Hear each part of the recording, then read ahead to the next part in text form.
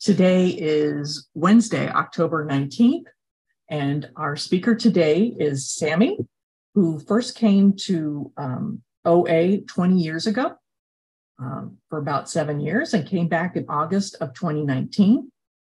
Sammy is originally from Cambridge and now lives in Newmarket, Cambridgeshire. Sammy, it is my pleasure to turn it over to you. Thank you very much. It was beautifully read in that wonderful accent of yours. Lovely, really lovely. Oh, let me just press my timer. Okay, so I'm Sammy H. I'm a compulsive overeater and a food addict of the hopeless variety. I don't know what I'm going to speak about for a half an hour, but here we go. I'm going to tell you what it was like, what happened and what it's like now. And I want to just talk you through the steps because that is our program. That is our program. So, yeah, I have been a compulsive overeater for as long as I can ever remember. As a tiny child, I was obsessed with food. I would share my toys, I would share my money, but I would never share my sweeties.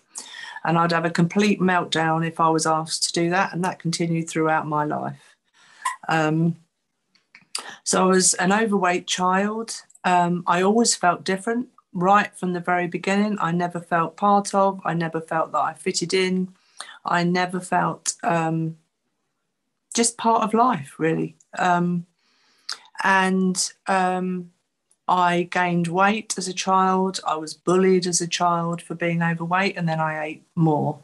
And I'm not blaming anybody else, for this. I am a compulsive overeater because that's what I am, and it doesn't matter why. But I continued to eat throughout my teenage years, and it was really, really difficult, when all the other kids were wearing trendy clothes and having boyfriends and going away and doing fun things. I was always the fat kid, never chosen for sports teams, never included in things, and it just added to my isolation, really, and my misery. And I remember in my late teens, wearing maternity clothes because I couldn't find clothes to fit me as a young person. And it was painful. It was painful. Food addiction is painful, emotionally, spiritually, and physically painful. That's my experience. So I ate my way through childhood, and then when I got to my working years, then it was the party was on, really. I had a car, I had money, I was working, I could get out and buy food, eat out, drink out, and that's what I did for many, many years. And for most of my adult life, I've been in excess of 140 pounds overweight.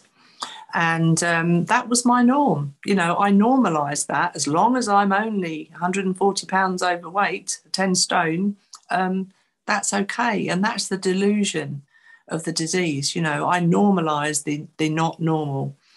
And I got away with it for a long time. I was a pretty fit person, despite my weight. I was a very active person. I always thought I'd outwit the disease. I always thought I'd get away with it.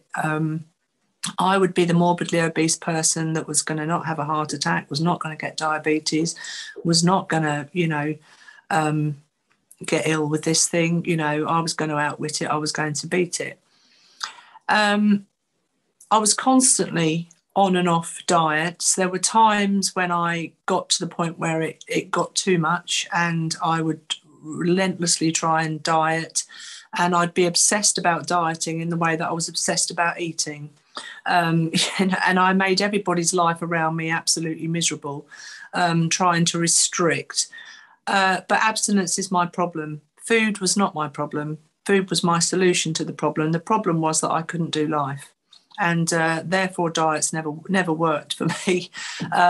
But I lost 140 pounds several times, and painfully picked up and put that weight on pound by pound.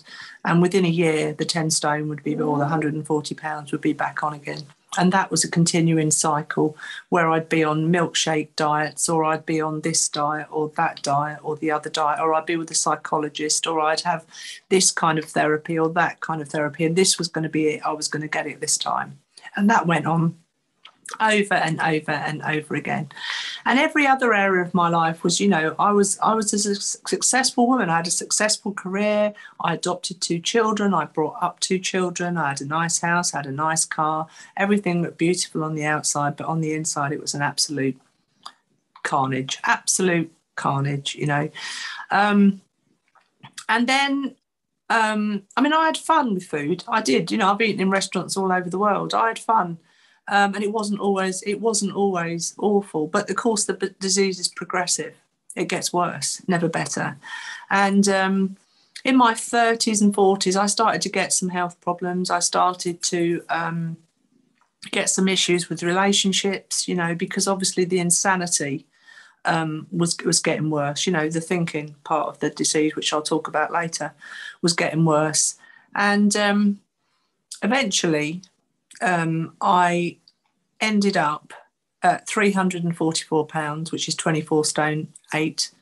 That there was no stop to that. If I'd have carried on, I would have died. There is no top limit to what my weight would be because I just continuously ate. And I would say to myself, but I don't binge anymore. No, because I ate morning, noon and night, hand to mouth, hand to mouth, hand to mouth the whole time. I had Mars bars hidden in the middle of toilet rolls. I was lying, I was cheating. I had the stuff stashed away everywhere. I was like a drug addict. And in the morning, before I got my caffeine and my sugar, I was rattling like a junkie, until I got my drug. I was just like a mad woman, absolutely mad. At that point, I had very little feeling in the bottom of my legs. The consultant told me that there was nothing wrong with me structurally. It was just that there was so much fat pressing on my sort of arteries or veins in my legs and stuff, and the very little blood supply was getting down to the bottom of my legs, and it was very likely I was going to lose my legs. They told me that I'd probably lose my eyesight because I had fat behind my eyes and it was about to squash my optical nerve. I was doubly incontinent. I was breaking toilet seats. I was wetting myself on people's sofas. I couldn't walk. I couldn't get up and down the stairs. I couldn't get in and out the car. I had pain all over my body. And I couldn't stop. I just couldn't stop. And my life had really ground to a halt. The bigger I got, the smaller my life had become, really, and I needed 24-hour care. And I was 53 years old. And it was a pretty sad state of affairs, but much worse than all of that. And I always make people laugh, much worse than all of that was the spiritual death, really. I think you got some pictures of mine. Has anybody got any pictures of mine that they could put up for me? Anybody? Just give me a second. Okay. There's a picture of me, I think just a facial one. When you're ready. The spiritual death, the feeling that you're dead inside.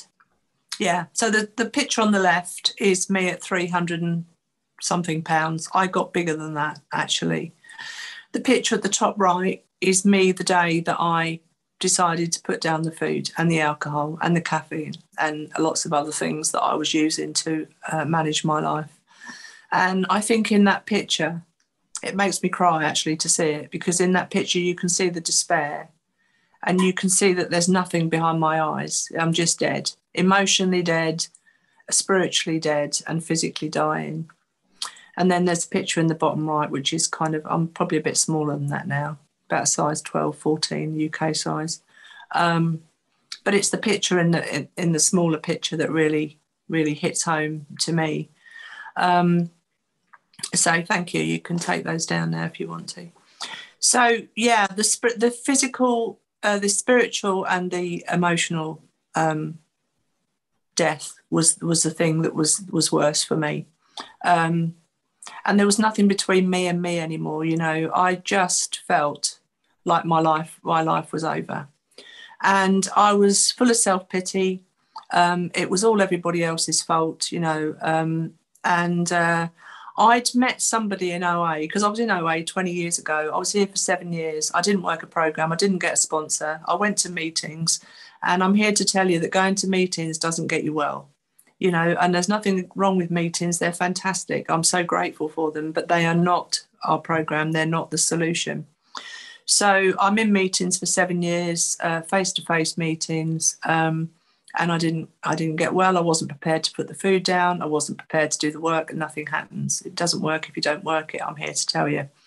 So I met a woman. I was so arrogant, though. I went to speak at a convention about recovery, and I wasn't even in recovery. And at the end of that, I met a woman who came up to me, and she remained my friend. And she said to me, when I was in the last stages of my disease, she said to me, I'm going to send you something that might help you. And she sent me an American boot camp, and I went into this boot camp, and they gave me a food plan. They told me what to eat, how much to eat, when to eat it. And I started to follow the plan. And I thought that would solve my problem. I thought if I stopped eating and I lost weight, I would be all right. But 10 weeks down the line, I wanted to blow my brains out because I felt like my skin was on inside out. I felt like everybody could look into my soul. And I felt, because I was completely fake, and I could hear my own BS. If you don't mind, I'm not going to swear on the tape, but I could hear my own BS, and I was talking like I was a double glazing salesman, you know, oh, I'm this and I'm that and I'm the other, you know, and yet inside I just felt like a piece of crap. I hated myself and I was dying and I was out of the food. And I thought, I know where I've got to go back to. So I walked back into the doors of OA, the same room that I'd walked out of about 14 years previously. And I said to this woman, I don't know what I'm going to do because I can't live with the food and I can't live without the food. And I don't think she meant this because she's not there anymore, but she said, what you need to do, love, is get down on your knees and pick up the big book.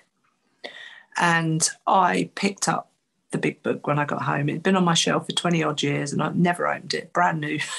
Brand new. I thought it was about, you know, a load of middle-aged Americans drinking. What's that got to do with me? But I loved OA. You loved me, you hugged me, you made a fuss of me, you gave me attention, and that's what I needed. I didn't want to get well. I just wanted attention. But I picked up the book. There was no one to sponsor me in that meeting. So I read the book and I followed the instructions as outlined in that book. Page for page, word for word, I did what it said. It's an instruction manual. That's what the big book is. Now, I don't suggest that anybody sponsors themselves. There's no need nowadays with Zoom. There's sponsors all over the world. But that was the situation that I was in. And I got to step 8 and 9, and it was as if something put its hand inside of me and pulled the disease out of me. That's the only way I can describe it. And I have not had a need to drink or eat compulsively for now over 3.5 years. And I maintain 164-pound weight loss effortlessly, not white knuckling. The food has been removed. I've had someone stay in here recently and I've been serving up all sorts of stuff, you know, and he lives with a compulsive overeater and he says, how can you have all this food around you and it not bother you? I said, because the problem's been removed and it will be removed. There is a solution. So how did I do that is what I want to get onto. You know, I didn't understand the problem that I suffer from. Okay, I thought my problem was food. I thought my problem was weight. But what I've come to understand is that I have a mind-powered disease. I have a mind-powered disease. And whether I'm in the food or whether I'm out of the food, that mind-powered disease is going on every minute of every day. Of the day that I'm in, it's going, okay? And my mind is unsatisfiable, fault-finding, opinionated, easily frustrated, and it can't stand the word no. And I want more of everything, always, because I had a hole inside of me, a God-shaped hole that was so cavernous that I could not fill it. And I tried to fill it with houses, with sex, relationships, money, you know, shopping, alcohol, food, you name it, I tried it. Geographicals, you know, I went all over the world. If I live in Australia, I'll be okay. So off I go. I sell up everything in 2 weeks and off I go to Australia. Do you know what? My mind went with me to Australia. This went with me. I am an addict in any country, on any day, always. So, this is the ism that I have to deal with, and the ism in alcoholism. And it's an ism, not a wasm. It never goes away. It's no matter what we do, I'm not cured. I have a daily reprieve. And I want to talk about, the steps and how that has worked for me, really. And first on page 44, I remember reading this. A reminder, that's 15. Thank you. That's perfect. I remember reading this, sitting, coming home from the AA meeting and reading this on page 45. And you're probably familiar with it. It's the paragraph that most of us know, lack of power. That was my dilemma. I had to find a power by which I could live, and I had to find a power greater than myself. I had to find a power greater than this disease that lives in my mind, obviously. But where and how was I to find this power? Well, that's exactly what this book is about. Its object is to enable me to find a power greater than myself, which will, not could or might, will solve my problem. And that means that we've written a book that we believe to be spiritual as well as moral. I felt such deep shame about who I was and what I was, and I hated myself. Shame and fear ran through me like a stick of rock. Rock is a sweet we have over here in the UK, unless if you're over there and you wonder what that is. It just ran through me. I was so ashamed of who I was. So I just hung on to every word in this book because I knew that I was going to die. One way or the other, I was going to die. And more alcoholics die sober than they do drunk, can I just tell you? And it's the same with food addicts, So here we are at the steps. Okay, so first of all, I had to admit that I was powerless over alcohol or food in my case, and I didn't have a problem with that. It felt to me like a parasite.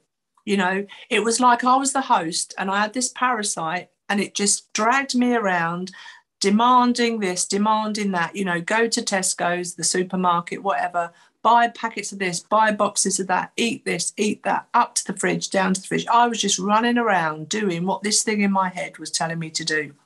That's what it felt like. But the second part is that our lives became unmanageable. And I want to tell you that my life can be unmanageable out of the food 3.5 years down the line. Okay. If I'm not connected to a power greater than me, then I am insane. And it's not insane in the kind of mental health kind of insane. It is the disease that talks to me constantly. That is my insanity, my thinking. Am I prepared to believe in a power greater than myself that can restore me to sanity? First of all, I have to acknowledge that I'm insane. Okay, the things that I'm doing time and time and time again are taking me back to, the thing, taking me back again. I have an allergy. Okay, if I put that stuff in my body, then I can't stop. Okay, but I have a brain that tells me that I haven't. And time again, my head took me back. I would lose the weight and then I would pick up and then I would go back there time and time again. So I needed something to intervene to stop me from doing that because I knew that I couldn't do that on my own. I knew that I would go back to the darkness. I'd go back to the insanity time and time again. Was I willing to believe that there was something that could stop me from doing that? Well, this book told me it could, and I was prepared to believe it. I made a decision to turn my will, that's my thinking, and my life, that's my actions, over to the care of God as I understood him. Okay, well, I didn't understand him. I don't understand God. But I was willing to turn myself over to anybody, frankly, and I couldn't care for me. I wasn't brushing my teeth. I wasn't showering. I wasn't getting out of bed. I couldn't move. I couldn't care for me. I couldn't do anything for myself. So I was prepared and willing to hand myself over to anybody or anything that would have me, frankly, because I was sick of me. And then I did a step 4, a searching and fearless moral inventory. Now, I was a first-class victim, okay? I was a poor me poor me. I was a victim of everybody. They were all doing this to me. If you'd had my childhood, if you'd had my life, then you would, you'd eat as well. You'd be like that as well. And when I did my inventory, I realised that actually I had a part to play in every single situation that I was in. And I was furious when they told me I was selfish and self-centred. I'd adopted children. I was a foster carer. I'd done social work, voluntary work all my life. I was this, I was that, I was the other. What I came to realise that all of that was to make me feel okay about me. I didn't do anything for anybody because I wanted to do it for anybody. I did it for me. Every interaction I made with anybody or anything was because I wanted something from it. And that's a really hard pill to swallow, but let me tell you, it's the truth. I was a victim of everybody because I felt full of self-pity, and I just wasn't prepared to grow up and take responsibility. I was like a 5-year-old in a 53-year-old body. And my biggest fear was you were going to find out. You're going to find out I'm a 5-year-old and I don't know how to do grown-up life. That was my biggest fear. So I got this inventory, and there I was with this list of character defects. I am selfish. I am self-centered. I'm very, very judgmental. Like I said to you, I've got this fault-finding critical mind, and I can rip people to shreds in my head or out of my mouth even, including myself. I've got all of these character defects. So, and then I shared it. I shared my step 5 with somebody, and they very lovingly helped me to see a few more, And then in step 6, very, very humbling to see who I really was. Okay. So we're entirely ready to have God remove all these defects of character. Now, I talk on step 6 and 7 a lot because I think they're very, very missed steps. Okay. In step 6 and step 7, I am saying to God, I call higher power God. You call yours whatever you like. Don't get hung up on that. It doesn't matter. If it's bigger than you, fantastic. I am constantly, daily asking God to remove things about me that I find objectionable. Okay. When I am judging you, it is not okay. Okay. When I am envious of you, it's not okay. When I am angry with you, it's not okay. Or, it's okay for me to be angry at you, but it's not okay for me to act out my anger at you. It is not okay for me to judge you. It's not okay. So I'm asking God continuously to mold me, to change me, to move me, to grow me, to transform me. I needed transformation, not information. I needed a different life. I cannot change me. My mind can't change my mind. So I'm asking God all the time to remove these things, to change me, to make me different. In step 8, immediately I'm making amends to people. I've had such powerful, powerful amends. I've got to get moving because I've only got 7 minutes. Okay, really, really powerful steps 8 and 9. And I have to make those amends. And let me tell you, every single one of them was uncomfortable. I did not want to make any of my amends. I prayed for willingness to do that. And I carried my higher power with me. Higher power came with me. I took higher power in every amend that I made. And some people didn't want anything to do with me. Some relationships were restored. I have a loving relationship with my mother today. I couldn't be in a room with my mother. I was estranged from my mother for many, many, many years. Today, I can love my mother, tolerate my mother, be kind and loving to my mother. So 8 and 9, I'm making amends immediately, now, not 3 weeks down the line, now. In step 10, I am continuously looking out for resentment, dishonesty, self-seeking and fear. I'm looking for it, okay, continuously looking for it. And let me tell you, it keeps coming. It doesn't disappoint. It keeps coming. And I'm on a step 10 train. I'm sharing my step 10s with people every day. I cannot afford to live in resentment. I cannot afford to live with fear. I will pick up the food and I will die. This is a life and death treatment for a life and death illness, okay? I do step 10s immediately, as quickly as I can. Sought through prayer and meditation to improve my conscious contact. That means I'm awake, people, okay? Conscious. If you come round my house and visit me, if you flew over from America, if you're over there, or even if you travel from England, okay, and you came to visit me, I wouldn't spend 5 minutes with you in the morning and 5 minutes at night and ignore you the rest of the day, would I? But that's what we do with God, don't we? That's what we do with our higher power. Oh, I've said my prayers. I've done my meditation. Thank you very much, God. I'm off now. Thank you. I'll do my own thing.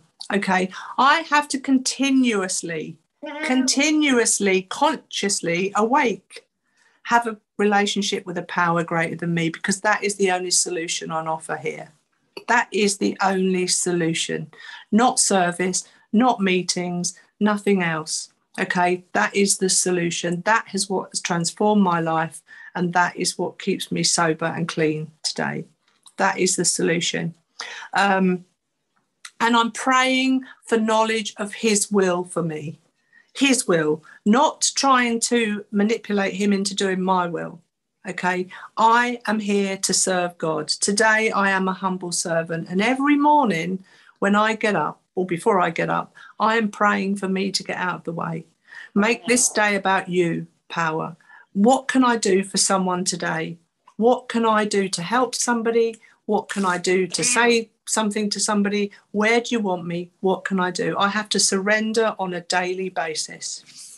And then we're on to step 12, the joy of my life. Having had a spiritual awakening as a result of these steps, I try to carry the message. And this is the message. And sometimes in OA, I'm sad to say, we miss the message. The message is, the solution is a higher power, and how to connect to a higher power. And that's what these steps are all about. There's no hidden extras. There's no third door. It says in the book here, we either pick up the spiritual tools at our feet or we die an alcoholic death. There's no third door. There's no easy option. It is the easy option, I think. As a result of these steps, we carry the message, and that is the message to alcoholics. And to practice these principles, I have to be loving. I have to be kind. I have to have integrity. I have to live up to what the book tells me to be. Do I do that perfectly? Do I, hell? No, of course I don't, because I'm human, and I will never, ever transcend my humanness. But I try on a daily basis to be a better person today than I was yesterday. Can I do that on my own? No, there's no way. You know, it says I can have moral and philosophical convictions galore, but I cannot be a decent human being unless I've got that power in my life. I cannot stop picking up that food unless I've got that power in my life. The book tells me how to get the power in my life, and I now have to work at keeping it, because, you know, the woman I was will eat again. So I have to make flipping sure that I don't be the woman I was. So that's a really whistle-stop step, you know, flying through the steps really. But I really am passionate about the message, and that is the message. That's what saved my life. The 12 steps of Alcoholics Anonymous saved my life. And I can't do it on my own. I need you. You are my tribe. I can't do it without a good sponsor. I can't do it without sponsoring people. I sponsor people, they sponsor people. I'm just so grateful. I'm just so grateful. My life today is beyond anything that I could even imagine. I couldn't have imagined the life I have today. And it's not because I'm thin or slim or whatever. I mean, that's the least exciting thing that happens on a daily basis. This morning, I have been working in a food bank, handing out carrier bags of the food that I used to binge on to people in need, and delivering food parcels to people around villages who are in desperate need of food. A woman who spent her whole life hiding in toilets, eating copious amounts of chocolate, biscuits, cakes, whatever. You know, today it's about what can I do for other people. That's what it's about. So I'm so grateful. Thank you for asking me. Thank you for listening to me. I hope that something I've said, I pray that something I've said today may touch somebody's heart in this room. This is life and death. It's not funny. And, you know, we're here for you. If you're new, you know, we're here for you. You're not on your own, and you don't have to continue feeling how you feel today. So thank you, everybody. Thank you so much. My heart has been touched, so mission accomplished. And thank you so much for your generosity and sharing your fabulous journey and the joy that you have found in recovery